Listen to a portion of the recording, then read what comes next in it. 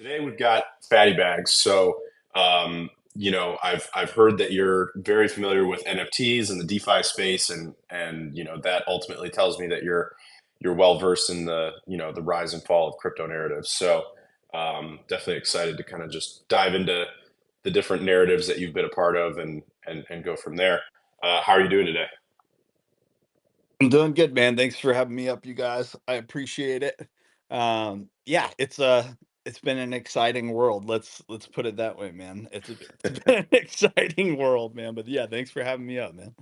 Yeah. Thanks for joining us. And definitely, I mean, I love that one, quote from Elon that success isn't guaranteed, but excitement is, and that's always reminds me of the crypto space. If anything else, it's just a very entertaining space to be a part of. My first kind of opener to guess is, tell us how you originally got into the crypto space. How long ago was it? And what kind of drew you into the space and then kept you around. Yeah, man, that's a great question. It's an extensive response from me as well. I back in like 2014, I had a buddy who hit me up and he was like, dude, this thing Bitcoin is the real deal, bro. And I was like, what the F is that, dude? Like Bitcoin, what is this? A digital coin? I didn't understand it at all. But he kind of gave me some information on it and I trusted his gut. And we kind of got into this little mining deal where when mining was actually it was possible. And I remember we set up his apartment with milk crates and GPUs and we started mining Bitcoin. Well, fast forward just a little bit, we lost everything that we had gained through whatever it was, whether it was OTC deals or it was mining. We had it all in Mount Gox, and old Mount Gox, if any of you are familiar with that, ran off with all of our beautiful coins, which was a horrible thing. And I don't even like thinking about it because the amount I think that we had back then was enough to make me cry myself to sleep every night, knowing that we had lost that. So that was kind of my intro, and the first real original rug that I was part of was through Mount Gox. And from that point on, I was like, shit's a scam.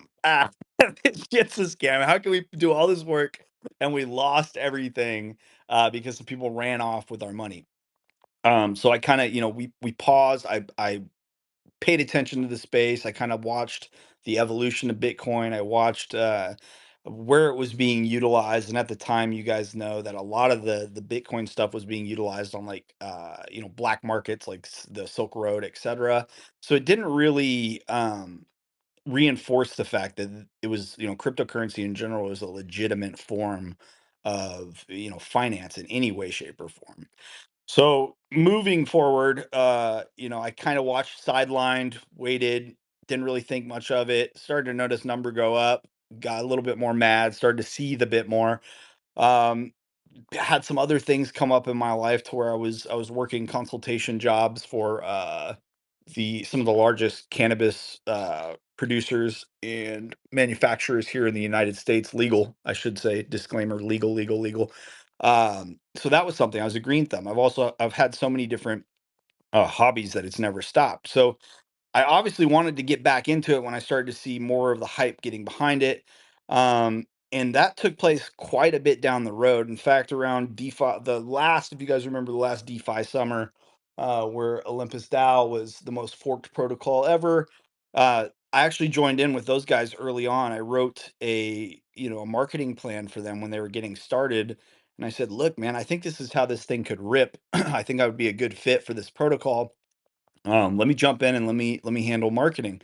They read my marketing plan and they said, holy shit, this is big brain, let's rock with it. So fast forward a little more, we took it, I think it was, I forgot the market cap at the time, it was something like 12 million, and we took it to it was a 4.3 billion dollars about by the time that I exited.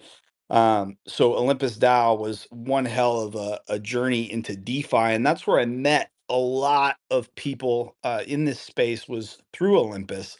If you're a part of that movement in that time, you would know that that was a huge, huge moment for crypto in the DeFi realm, because there were so many different protocols doing so many different things. The money was flowing crazy. at that point in time. I mean, hundreds of millions of dollars going everywhere at all times, and there were creators trying to create something very cool. Now, given a lot of these things being created were Ponzi-nomic loops, and some people will point at Olympus and say, "Oh, that the super high APY, that was Ponzi-nomics. It was bullshit." Well, if you look at Olympus now, it's still around and still working as intended. But we'll skip Olympus a little bit. We can always revisit it if you'd like. But moving forward, I went from Olympus and I said, you know what? I think my time here managing large teams for Olympus, I think at the time I had 30 something people working in marketing with me, a lot of really brilliant people. I learned a lot about this space, whereas there's a ton of LARPers, there's a ton of people who want to fake it till they make it. And then there's a lot of really talented individuals, anonymous individuals in this space as well. And some of those people were coming from Microsoft, from Google, from Amazon, that were working with us, and they were doing this kind of as a side gig because they loved it and they were passionate about it. They were passionate about self custody. They were passionate about self sovereignty. They were passionate about the underlying blockchain technology, which was really cool to see these brilliant minds that paid hundreds of thousands of dollars for school, kind of working in the shadowy underworlds of crypto, which is another thing that we'll talk about, where I want to see that kind of stigma disappear, and it's starting to do that now. And then I moved into NFTs because I go one night I was sitting on the bed with my wife and I was like, shit, NFTs are popping. Everyone's talking about them. I mean, I can scribble, babe. What do you think? Should I make some NFTs? And she said, just do it. So I created a project called Apeliens, which was just one of ones that I drew every night, and pumped them out. And I did what I called, or coined at the time, shock drop auctions. So it was just me drawing some really cool art, trippy art, psychedelic art, if you will, with these weird creatures, and dropping them on an OpenSea as an auction. Because at the time I didn't have the knowledge I have now, or I've got quite a bit of blockchain development skill under my belt, and just dropping these things on auction. And sure enough, like one sold. I think it was like 300 bucks. And I was like, holy shit, babe. Why are people buying my art? She's like, you're good. You're good. I'm like, I'm not an artist. I'm a scribbler. And so I kept doing these auctions. And eventually the hype got so big on them that I think like one of my largest sales at the time was with peak Ethereum at around 4K. I made like $60,000 off of a single piece of art, which was a prolific achievement for me. Looking, with imposter syndrome, going, dude, I'm not an artist, but here are these people willing to pay exuberant amounts of money for my art. So I pumped out 50 of those pieces for the total collection, and that was kind of my intro into NFTs and becoming an NFT founder, if you will, and understanding the dynamics of having a community and having a fan base and having people who appreciate your art, and then also being able to gestate and incubate that kind of community and that culture, that was really important. And feel free to cut me off at any time, if you need to, because what I'll do is I'll continue talking, but I'll run through this really quick. So from Apelands, I got an offer. Actually, I had met an individual from Microsoft that was leading their blockchain development sector of the company, and he was talking to us kind of in private about that. He's going, dude, Microsoft's digging in, and they want me at the head, and I'm working the head of it. He's like, hey, are you? I have a friend over at Reddit that's looking for an artist. They're doing something. He didn't say what. He just said something. I said, well, shit, I know what that is. I guarantee you, it's going to be NFTs. And so Reddit reached out and said, hey, we really like your work. Would you like to be one of the kind of flagship artists for this digital collectible thing that we're doing? I said, "Ooh, digital collectibles! I see exactly what you guys are doing. Let's rock it out." So a small group of artists, which I'm sure some of you are familiar with, myself included, kind of spearheaded Reddit's initiative into the NFT market, by doing the first, and I was featured in the first, second, third, fourth iterations of these Reddit collectibles. And that was a very interesting moment for me, because what it allowed me to do was take the knowledge that I had gained through the DeFi space, uh, through the cybersecurity space, being part of DeFi and understanding, how to make sure you do not get wrecked in this space, and just all the knowledge I had gained from being part of the space for so long. And I was able to pass that along to the newbies that were brought in from Reddit. And that was kind of like my true calling and campaign. At the time, I saw an opportunity to educate, because what I see is a massive onboarding event, which was Reddit passing these digital collectibles off to complete normies, if you will, with them not knowing that they're actually NFTs. So it was one of the greatest Trojan horses of onboarding that we've seen in the space, in my opinion, in all time. And they had no real idea of what they were doing or interacting with. So these normies, if you will, people who had no idea what the hell an NFT was, had this NFT and they didn't know what to do with it. So they were like brought right to the water, but they didn't jump into the water, which was the greater Web3 market. So what I did is I started educating the people that joined my server, which was Apeliens at the time. So I showed them, hey, look, I'm rocking Apeliens. We're going to do another NFT project here that has a lower barrier of entry, so all the Reddit people can get in. They can get their feet wet with NFTs, with tokens in general and blockchain technology. And I'm going to hold your hand through it so that you guys can go and grow and become something bigger in the space. And that's exactly what I did. Is I educated these people, and now a lot of Reddit normies who came in not knowing they owned an NFT are now part of and actively participating in the Web3 space, and have gone to do their own shit, like have their own projects, who are now utter degenerates trading meme coins and doing the whole 9 yards. They're deep rooted in Web3 now. So that onboarding event was an opportunity for me to educate, and that's something that I preach to everybody in this space, is that education equals retention. You'll hear me say it a million times. The only way that we're going to get this thing mainstream, and that being Web3 and crypto and blockchain technology, is to make sure that we educate individuals that join, because there's nothing that deters someone from wanting to be part of this space more than losing money. The second you come in and you get wrecked, you instantly turn around and you go, you know what, mom, you were right. It was a scam. Why did I participate? And then you look the other way. So that's kind of my crusade, from Bitcoin to Olympus, being the CMO for Olympus, taking that protocol with a really talented group of people to a $4.3 billion market cap, participating within the DeFi space, meeting a lot of really awesome, intelligent, powerful people, and then kind of segueing into this NFT project that I really loved, having success there, and then bouncing into Reddit, having success there, and then taking that as a way for me to campaign and educate the masses as best I can.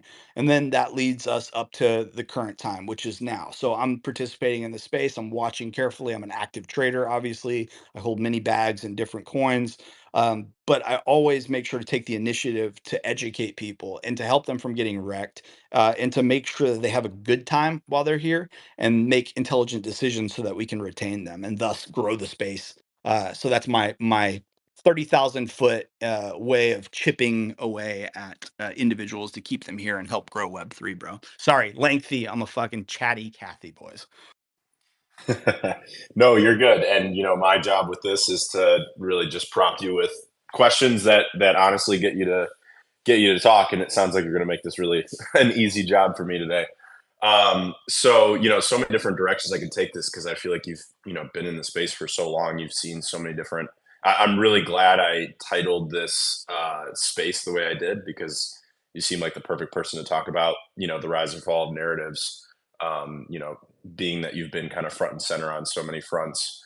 Um, so the first place I kind of want to take this is you talked a little bit about producing not only artwork but code and being an engineer. So what if you had to give it like a segmented percentage? It sounds like you're doing education, you're doing NFTs, you're doing DeFi, you're trading, you're doing engineering. So what like percentage would each of those categories make up of like your current daily? I'm sure it's changed a lot as these narratives have kind of come and gone for you. But when you look at today and the way you spend your time in this space, what percentage would you kind of give to each of those buckets?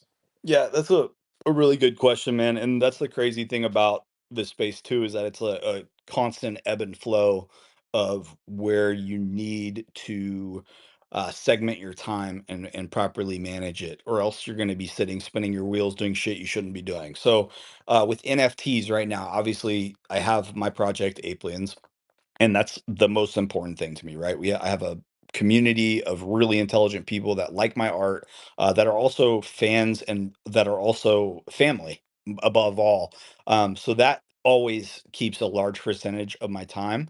And with that being said, there's something really important in this space, which is timing, right? If you're a founder or an aspiring founder, if you have to really pay attention to the market. And if you look at the market right now, the meta, and unfortunately and fortunately, is shitcoins, right? And it's something I'll talk about a little bit more extensively after I answer this question. Uh, so the shitcoin meta right now is something that everyone's into. It's the proverbial casino, right? Everyone wants to go pull the lever and hope to God they hit the 100x. And a lot of people are losing a lot of money. There's a lot of just degenerate gambling going on. And those posts that you see on the timeline of the people hitting the 100x, a lot of those posts are bullshit. A lot of those people are grooming individuals to become exit liquidity. There's a lot of nefarious intent within this space during this current meta. So with the shitcoin taking front and center as part of what the Web3 space is right now during this cycle, I've decided, hey, you know what I need to do is step away from the NFT segment for a bit. Doesn't mean I'm stepping away necessarily, just means I'm letting that wind down until it needs to wind back up. So timing the market and going, okay, right now, NFT meta is low. There's very little liquidity moving through NFTs. We're seeing a bit of a pickup. I think a project that's doing very well right now is Frank over with DGods. They're really putting on a masterclass in marketing and revitalizing a project that has always had legs. It just needed a push during this time to keep people happy. And what he did was shake out all of the paper hands. And by shaking out the paper hands, he now has a core audience of people who are super diehard. They're attached to the tribalism, they're attached to what DGods means. And what you're seeing is massive pumps in the entire collection. People are not selling, only people that are buying. They're there for the experience, they're not there for the Taco Bell money. And when I say Taco Bell money, I mean the people who flip NFTs for 10, $20 and create the price action that we're also used to. So, to finish answering your question, I've pushed away from NFTs for a bit and waiting for this whole market to turn around. I do think that it will come back to the art. I do think that all roads in this space will eventually circle back around. Maybe it'll be some new form or new advancement in NFTs that create the interest and create the hype and the FOMO to bring that liquidity back in. So I've taken that from being a 99% of what I'm doing and drop that down to probably 25%. And that doesn't mean I've stopped. What I've done is I've been working on a second piece of this project, really digging into an IP, looking into how I can turn the world that I've created with a pen and paper into a true IP and into per se like a cartoon and some other things that I've been working on. So there's that. Active trading and paying attention to the market is probably 75% or more of what I'm doing. I mean, if I gave NFTs 25, we'll have to give that 75% because I'm just paying attention to what's going on and looking at trends. And that's a really, really important thing is paying attention to crypto Twitter, looking at the timeline, paying attention to what's happening in DeFi, who's creating what, who's building when times are rough, and who is wasting their time necessarily with shit coins as opposed to building quietly, keeping their head down and waiting to create the next DeFi summer or the next big hype blow where we can all make money. So I'd say that's where I'm spending my time the most is analyzing, paying attention, hopping on spaces, speaking to people, and gathering and gaining as much knowledge as possible so that I'm ready for the next thing that blows up, and then positioning myself in a way that will allow me to take advantage of that next trend. I think that's the kind of a perfect segue to talk a little bit about, the rise and fall of these narratives. You've kind of taken that step back from NFTs a little bit, and like you said, you're keeping an eye on the timeline, looking for the next trend, but also looking for, previous trends to kind of come back. So, this next question's a bit of a two-parter, but what are some, kind of key things that you see or look for when a trend is kind of, when you think it's a good time to step away from a trend? And then what are some things that you kind of look out for when, you think a new trend or a previous trend is reemerging? Yeah, that's a really good Really good question. I think like the key indicator for anything dying is kind of a liquidity outflow. So exodus of liquidity, price action kind of slowing, the things that would be very obvious. When you start to see the hype die down, the FOMO die down, unrest, uneasiness within, so if you're within Discord servers, so we'll use NFTs for example, if you're in these NFT projects and you start to notice people are getting upset and things are irking people when times are good, people are happy and they're huffing the proverbial copium, if you will, and they'll find some way to feel like everything is fine, even if it's not. If they're holding on to a glimpse of hope, they'll keep a positive attitude. But when shit really hits the fan and things are going bad, you'll start to see sentiment, emotional sentiment, rear its ugly head and present itself very obvious. So, or obviously, excuse me. So you'll see that within the Discord servers. You'll see it on the timeline. The negative sentiment, the fear index, if you will really start to amplify. And that's something that you kind of have to be tied in and active in the space to start to notice across all servers or across crypto Twitter or across just the environment in general. So that's generally the first thing I'll look for is when there's a retracement in the market. So I'm always watching charts. I do TA on the side, and yes, some people think it's bullshit, but at the same time, TA is just a really good representation of human psychology in a lot of ways. So I keep an eye on price action. And one thing I've noticed in the space is that people are very bipolar, and I hate it. It's actually one things I hate about this space is that most people have never really been exposed to any sort of adversity or risk in their real lives, right? And that's okay. A lot of people live sheltered lives. I've had a pretty fucking insane life, to be honest. And that's not a brag. It's a like, yeah, dude, I broke my back, I broke my neck, I fucking been arrested multiple times when I was younger. Like there's all kinds of shit that I did that was stupid. And that adversity kind of gave me a hardened shell to be able to sit in this space and be like, "Oh, this is a fucking joke, dude. Like, let's just breathe and get through this shit."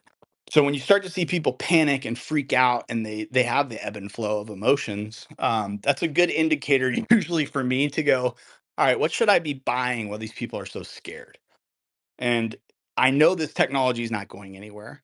So how can I position myself to accumulate the bags of those that don't have the conviction that they need in order to survive in this space? So without going too long here, bro, my bad. Definitely 100% look at just overall sentiment, be involved, be deep within it. And when you start to see things going negative, that's usually an indication there's going to be some exodus of liquidity and maybe a trend dying. So that was your first question. What was the second question again, bro?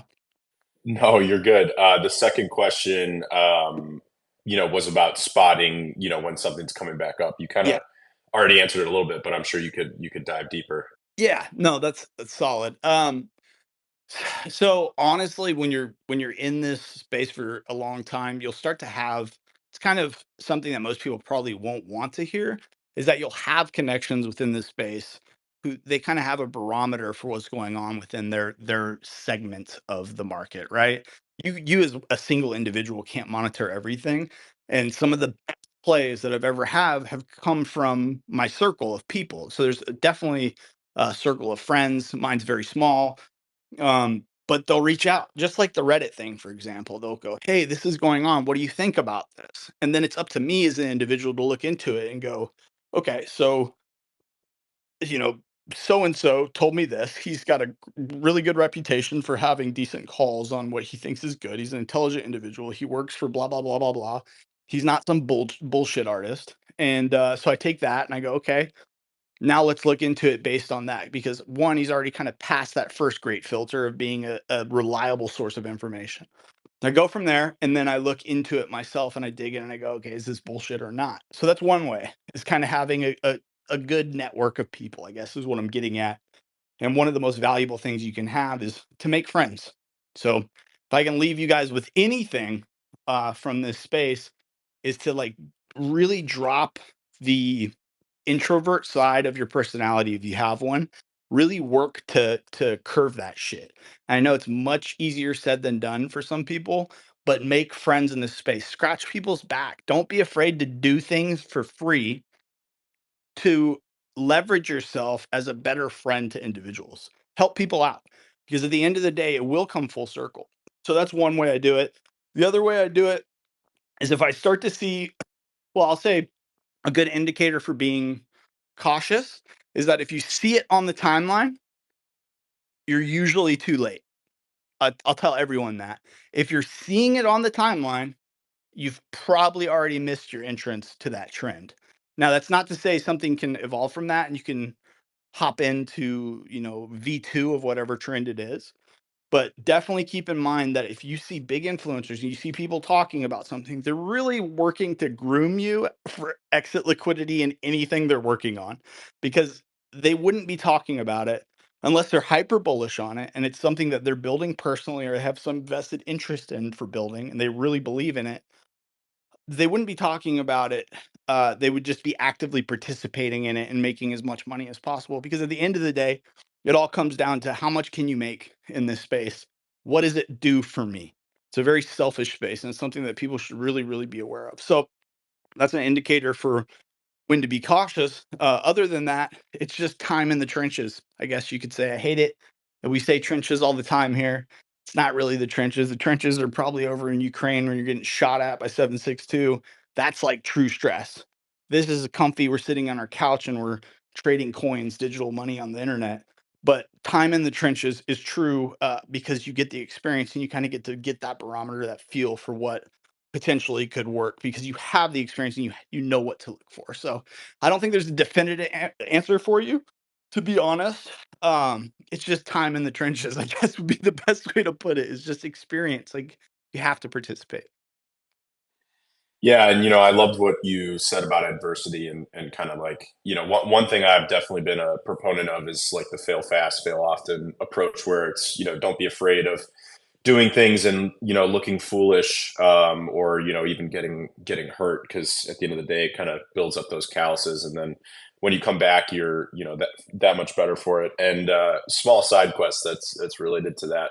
I also broke my back a couple of years ago, and it's definitely not fun. It's probably the worst thing you could break, to be Oh, honest, just because it controls everything. So I'm just curious, what part of your back did you break? I was just about to ask you the same thing, bro.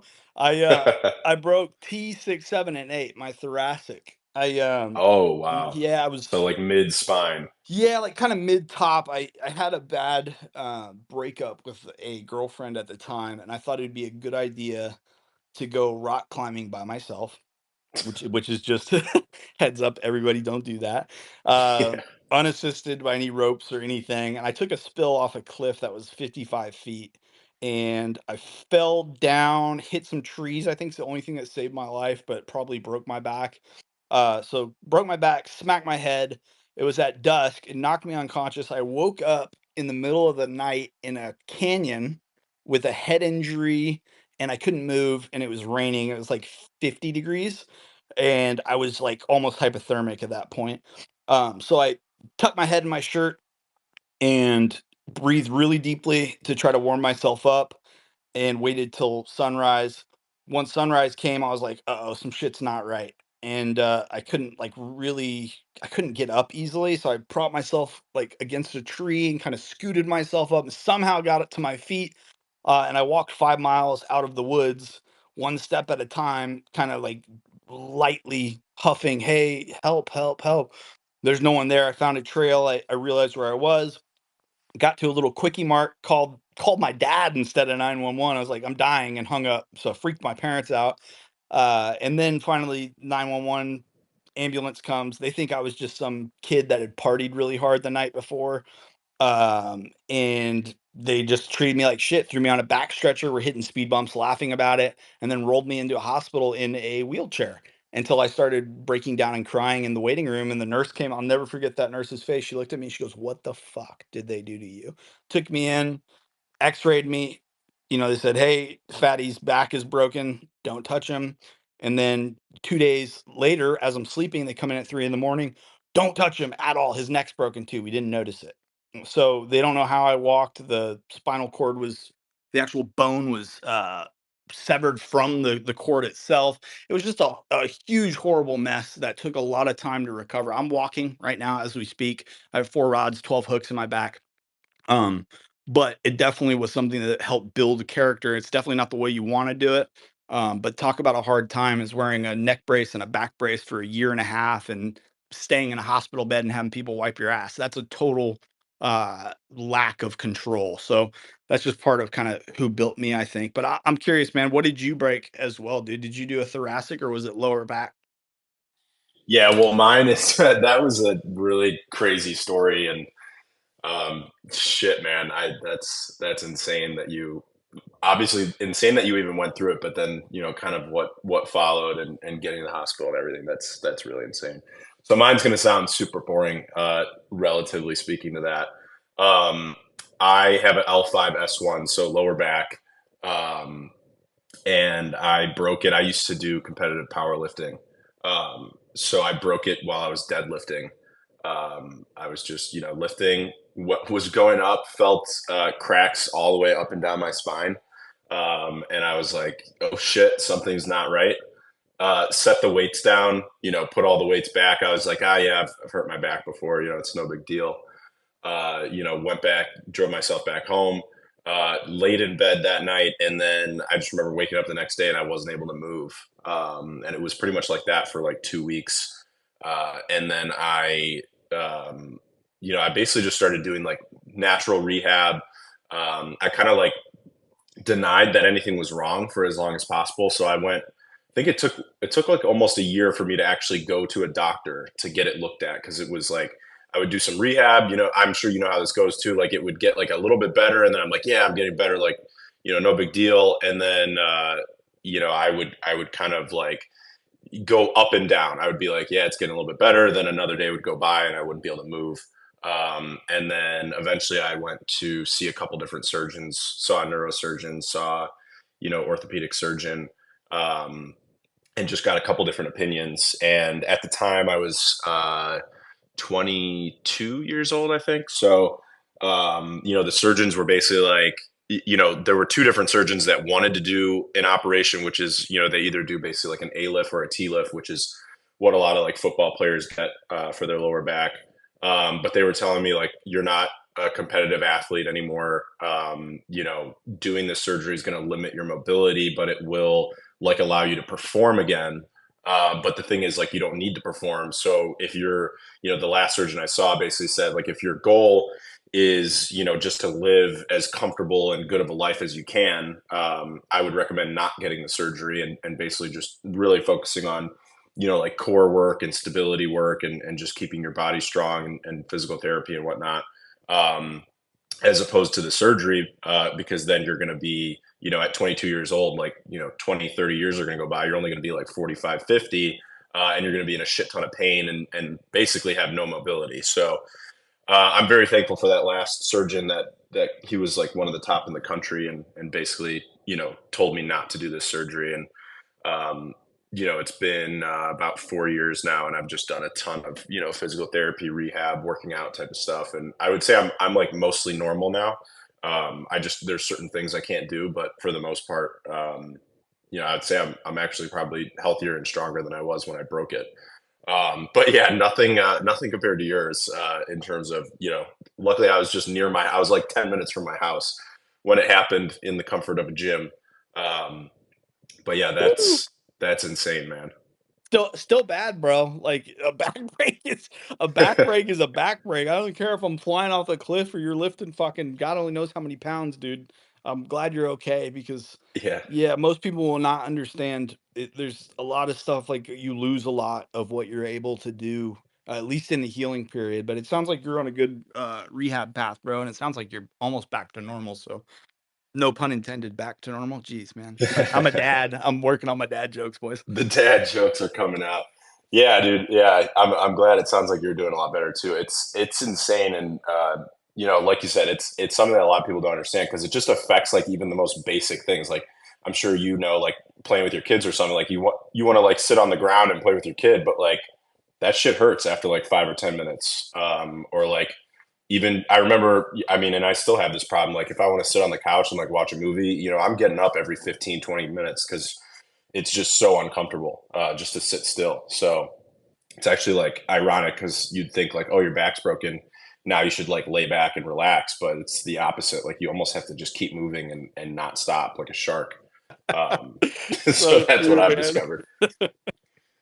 Oh man. But anyways, like to get us back into the crypto conversation, what have been some of your, biggest adversities? Obviously, I think now you're probably a master trader because, nothing phases you emotionally, but what have been some of your biggest adversities in the crypto space?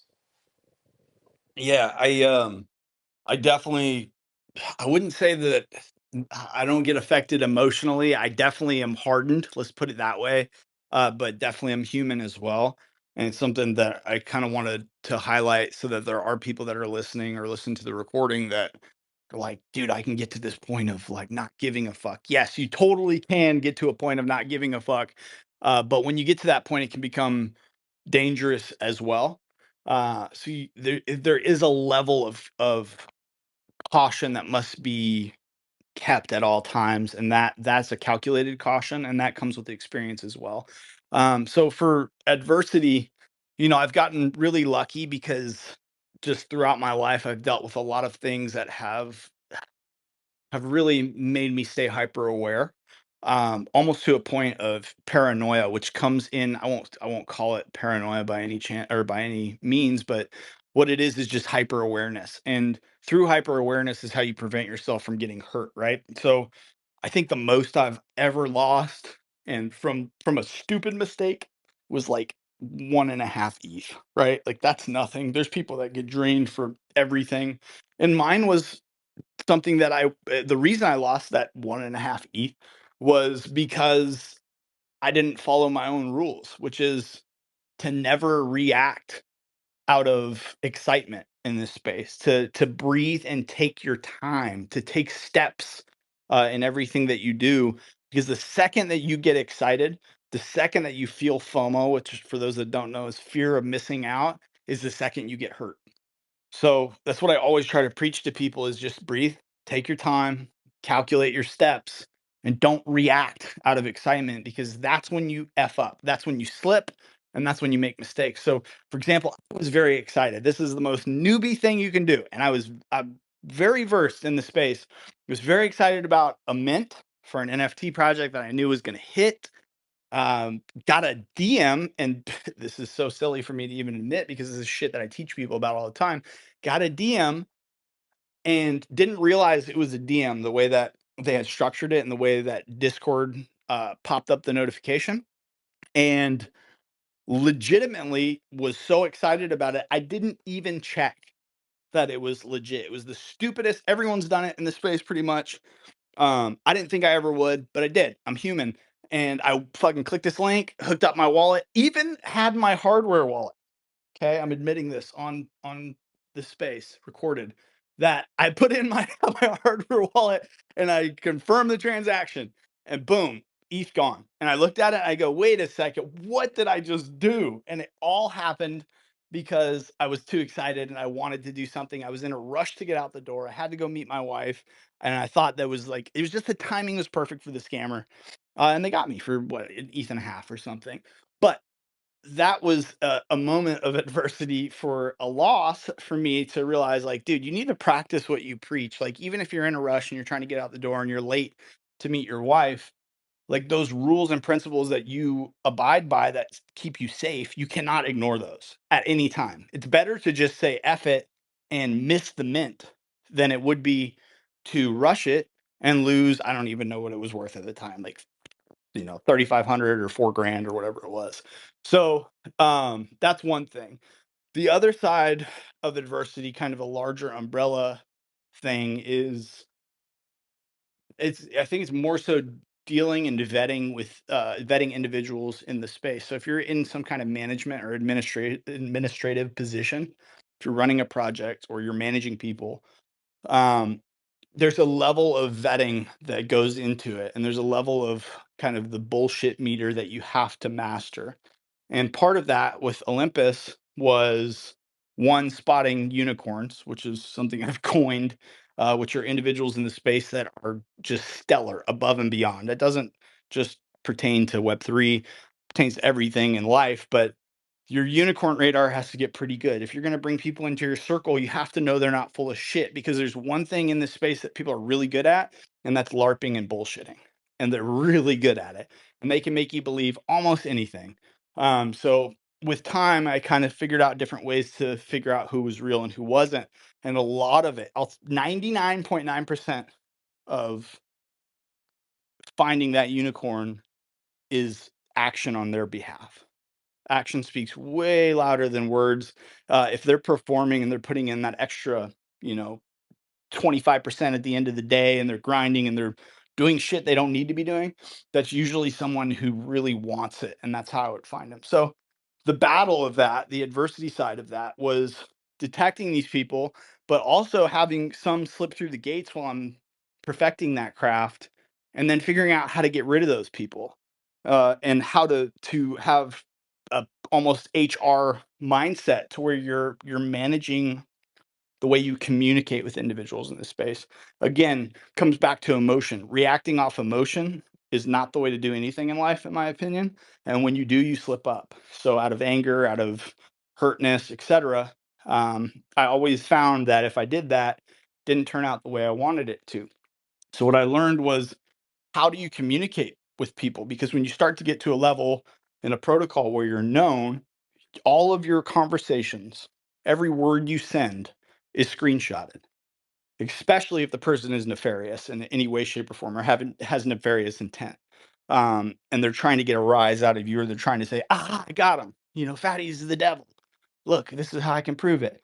And you never give them that space to do that. What you do is you work around it, and you play this mental gymnastics or chess, and you handle it in a very professional, non-emotional way.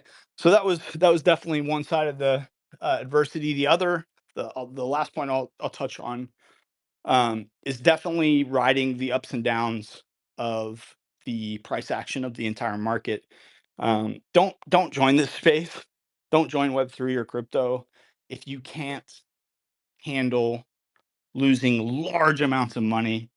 And that doesn't mean that it has to be, millions of dollars for you. It could be an individual who has, the extra 500 they saved up after, working for an extra week, and they lose that. That equates to a week of their time, and that's a huge chunk of their life's portfolio. That's still a really big loss. It might not be a lot for me or for other individuals of the space, but still money that means something to someone. So never play with the money you can't afford to lose.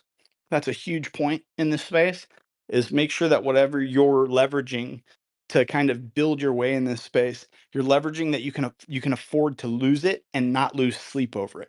The second you lose sleep over it, you're going to start effing up your mind. And when you start effing up your mind, you're going to make bad decisions, and you're never going to get ahead. So the big thing for me to navigate was figuring out this. Let's see. I would say figuring out the way to manage my portfolio in a way where I wasn't stressing, because there was times when we hit the last bear market, I was down several houses. And that's not a brag. It's just and that's not a lot compared to other people, right? And I had enough conviction in the technology to go, it's just ebb and flow. And now my wife even says, she's like, I'll go to her and be like, market's pretty fucked right now, babe. She's like, oh, it'll come back. So she's even better than me at times, of just being like, yo, relax, chill, take a step back, believe in what you believe in, and then always have your stop losses. That's the last thing I'll say is, there's a point to where you cannot have bagitis, and you cannot be the dude that goes down with the ship and provides all the exit liquidity to everybody else while they exit and they walk away with three-quarters of what they had invested, and you walk away with nothing. The key is knowing when to get out. So that's the side of this, is making sure that you never fall in love with your bags. It's the one thing that will kill you. I have friends that have round tripped millions of dollars, millions, where they believed that the downturn was going to come back up, and it didn't. And they're out huge. And some people get super depressed and they exit and they never come back. So the key is knowing when you can leave, only gamble with what you can afford to lose, and really just make educated decisions that are not based on emotion. Yeah, it's in this space, it's just inevitable that you're going to have some kind of crazy event happen to you. I mean, obviously just the natural progression of what you described, which is like, net value, net portfolio value rising and falling by, insane amounts. That's just abnormal in really any market. Um, and then, I've done the probably one of the worst things you could ever do, early-ish on in my journey in the crypto space, which is to get over leveraged and use a lot of leverage, and then have it kind of blow up in your face, and basically have like a six-figure loss of not even just portfolio value, but obviously actual value. So definitely been, I've had plenty of moments like that as well, and I think they do kind of add up to, as long as you take them as lessons, they can add up to improving your overall experience and knowledge in this space. um, and I don't think that that volatility is going anywhere, especially with what we saw around August 1st, with this massive liquidation event. So definitely important to keep your head up. And now let's, I pulled a few questions out of the audience while we've been going. So I've got, let's see here, I've got about 5 questions from the audience, so we can rapid fire these and then let everybody go. Um, but the first one, and this is something I'm definitely curious about as well for you. Vic Van asked, how do you better handle FOMO when the urge keeps arising? And especially in crypto, I think there's just a lot of FOMO when you look at a lot of things. So I mean, before you answer, I'll just say that a big way that I handle it is, you mentioned don't make like quick decisions. Like you made that kind of like game time decision when you were walking out the door, and you made a mistake because you were going too fast. I've definitely done that multiple times, and what I've kind of landed on is a lot of times when I want to do something, I'll kind of write it down, and then I'll revisit it a few times, over the course of like a couple days or even a couple weeks if it's a really big decision. Um, and that kind of gives me time to really think it through, think about the positives, think about the negatives. So that's kind of my strategy for avoiding FOMO, is actually just to stretch out the timeline. But I'm curious, what's your strategy for approaching that? Yeah, that's really smart. And stretching out the timeline, that shit needs to be pinned to the top, dude. Stretch it out, boys. Because yeah, acting too quick is not the way to do it.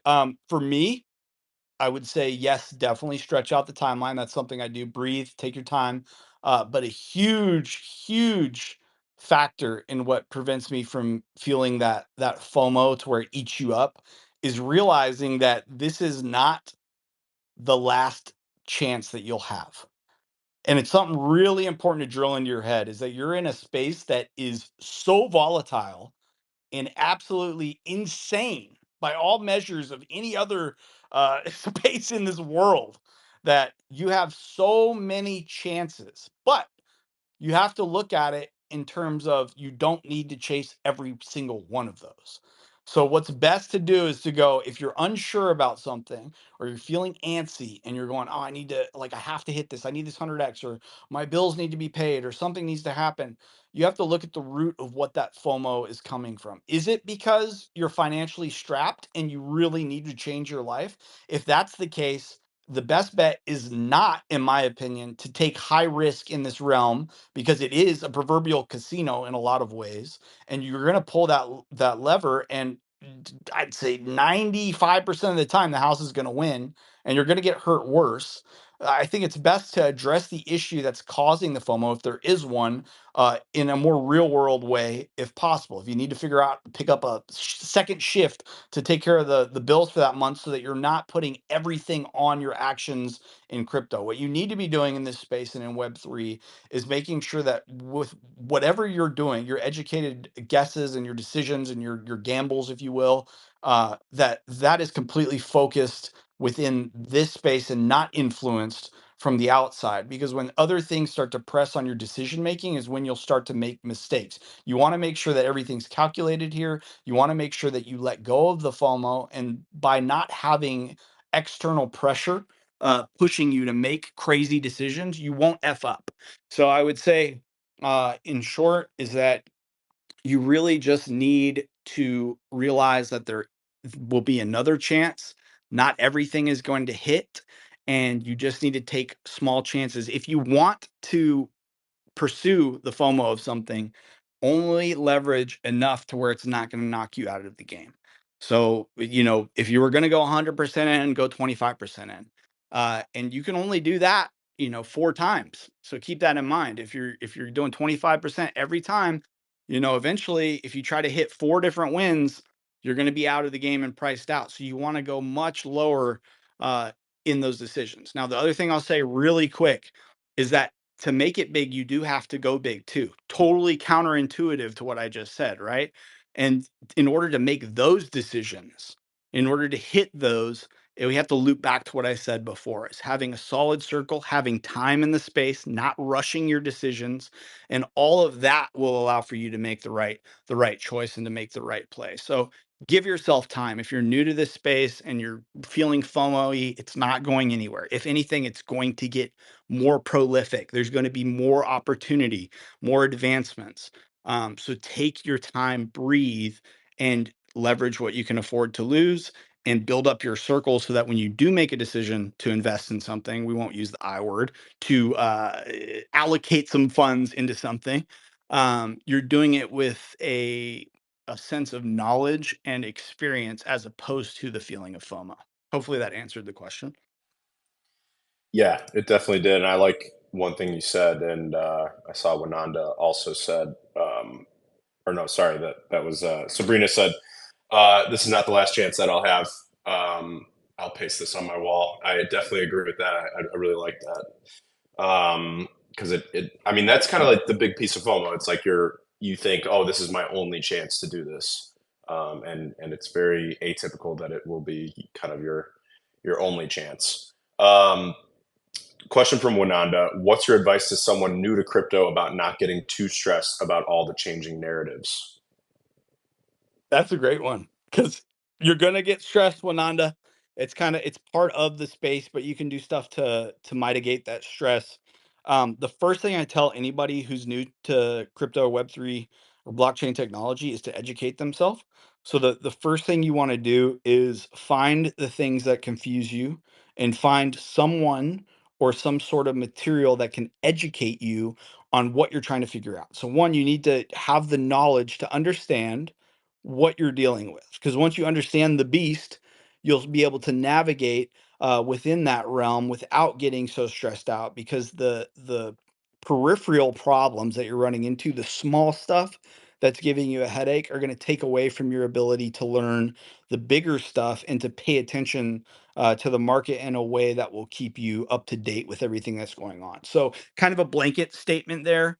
Wananda, I would say one, educate, find a group of friends, possibly look for people who are willing to educate you. There's always an individual that will know a little bit more than you. And a lot of the times there's going to be individuals that know a lot a bit more, but they don't really have the time to be teaching so much. So it's really good to buddy up. I'm a big proponent to the buddy up system in this space. Find a friend that knows a little more, learn along the way.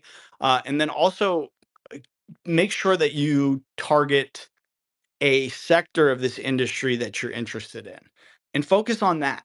So your foundation is security, education, best practices of blockchain technology in general, and navigating this space, right? How to use a wallet, the shit you shouldn't do to lose your money, common scams, how the technology works at least a base level, understanding that and going, okay, I understand the different types of tokens. I understand what a wallet is, and I understand maybe you can go a little deeper into different aspects of this entire realm. But the key is having that good solid foundation and then targeting what you really want. So if it's NFTs, then you need to go full bore into NFTs, ignore uh any of the side trading, scalping, perps, any of the D apps or any of the DeFi stuff, and just stick with the art and go, okay, I really want to learn the art and I want to know why art hits and why art will be popular and why it's important on chain, and then I'll start monitoring projects and I'll look for a project that I think is going to win. That would be my advice to you: is just really focus on something that you want to learn and have a really good foundation before you start doing that. Absolutely, I love that approach. And kind of a good follow up question from Sabrina: how do you know if something is not bullshit? Yeah, that's a tough one because there's a lot of like blatant indicators. but those indicators are only blatant to me because I've been here so long. To a new person, it could be almost impossible to know, because they've gotten so smart in the way that they're scamming people these days, and the people who are rugging and so on and so forth, they've gotten it figured out to the point. I mean, we've just seen a prolific individual who came through the Polygon ecosystem, and I mean, spaces every day, amassed a big following, but it was all snake oil. I mean, even the people in the spaces were botted, the discords were botted, all of this shit was going on, and it was so real seeming that to a new person they would think they've stumbled upon a gold mine. So the key there is, I'd say, human factor is massive, right? So when you're in a server, we'll just use NFTs for example because it's very easy to kind of use as our example here. When you're in a server, it's going to be really important. Base level, you can go to the side of Discord and you can click the user profile and click info, I think it is, or their profile button, and it will say when the accounts are made. And if you go through a Discord and you look and you see most of the accounts have been made within, say, the last week, month, last 3 months, the last 6 months, you can guarantee those people are most likely bots, right? So that's just one like real world example, is that you can go through and check the validity of the individuals that are participating in that project by looking at life, sorry, account life. So seeing how long that account has been live and made. You'll also have to kind of look at how people are speaking, the interactions, are they authentic, etc. That's one way of doing it. The other way is finding reputable projects that are already very mainstream. So, for example, we'll use a very uh, obvious one, like let's say Board Ape Yacht Club, right? Everyone knows who they are. They know Yuga's Discord. Um, Most of the stuff going on in there, if it's by verified apes, if Yuga themselves tweet about it, it's gonna probably have some legitimacy to it. So you want to look for these things that are kind of daisy chained to pre-existing founders, creators, personalities in the space that provide authenticity to what they're doing. That's one way of doing it. The other way is just again time in the trenches, is being here and experiencing it and getting burned a couple times and learning, but making sure that you that you keep track. We keep logs, right? In day trading, we keep logs to say, okay, this is why I had a profitable P&L. This is why, this is my mentality of when I entered this trade and when I exited this trade. We do that because the human brain has a real hard time of keeping track of thousands of trades potentially. And if you forget something, you can go back and read it. So when you learn something in this space, it can be very beneficial to jot it down and say, this is why I did it. This was the date that I did it. And I'm not going to make this mistake again. And if you're ever having a question about something you're about to do, you can go back to your log and go, I know I messed up somewhere. Why did I mess up? Oh, that's why. Okay, this is throwing a red flag. Okay, I'm not going to do this because I made this mistake before. So try not to ever repeat the same mistake twice. Great advice. Great advice. That concludes all the audience questions. So thanks everybody for putting those in. We are a little bit over the top of the hour, so I'll let everyone go. But this has been super fun. Thanks for joining us, and I definitely would love to do a round two. I feel like we just kind of scratched the surface of these different narratives, and you can tell you've obviously been in the space for a long time, so you're super knowledgeable and have kind of been around the block and seen all the things. So really enjoyed having you on. Is there anywhere you want to send the people to stay up to date with you and the projects you work on? And I know you mentioned you have your server and everything, so anywhere you want to send the people, you want to let them know? Yeah, absolutely. So I've used Apeliens, which was my original NFT project, and it still is my NFT project as an educational hub. So if you guys want to go in discord.gg/Apeliens, Apeliens, you can also just find the Twitter, x.com/Apeliens. The server is really just an educational hub for individuals to come in and to learn the ropes. There's a lot of really cool people. I see Twan in here. Twan came from the Reddit world, and now he's deep. He's super deep in Web3, and doing his own thing, which is amazing. And there's people like Twan in there and Babe Zombie Jesus and everybody. If you have a question, drop it in chat and I'll answer it. They'll answer it. So I just want to create kind of a good space for individuals to be able to figure out get the ropes in Web3 and not be afraid to ask because everyone's super friendly in there. So if you want to join in there, go ahead. We're not asking you to mint anything. I mean, yes, we're doing some really cool shit. You're more than welcome to participate, but that's not a requirement. The requirement is you're just a good person, and you have a will to learn. Sweet. Love that. And I will drop all these links in the threadcast for everybody right now. But yeah, thanks for joining us, man. I really appreciate it, and definitely hope to do a round two sometime. Yeah, man, I appreciate it, and thanks to the audience for the questions. You guys as well. Feel free to shoot me a DM. I opened them up. If you have questions, I'll try to take as much time as I can to help you guys from getting wrecked. And I appreciate Eric and you call. Is it call? Call? Cal, yeah, you Cal? got it. Fuck, man, I almost got No, it. you got it. It's Thanks, there's only Cal. really two ways to go with it. So, I tried to put uh, a little like spicy spin on it, but thanks, bro. I yeah, appreciate you. absolutely, man. Anytime. It was great, great.